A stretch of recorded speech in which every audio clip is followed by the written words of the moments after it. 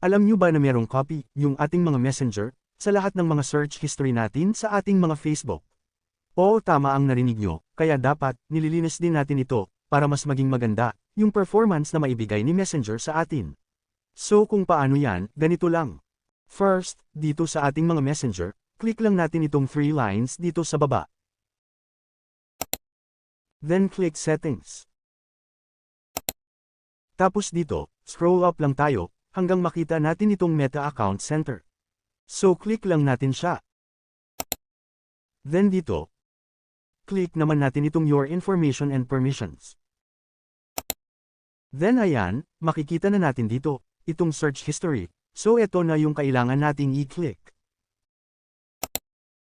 Tapos dito, click naman natin itong ating mga profile.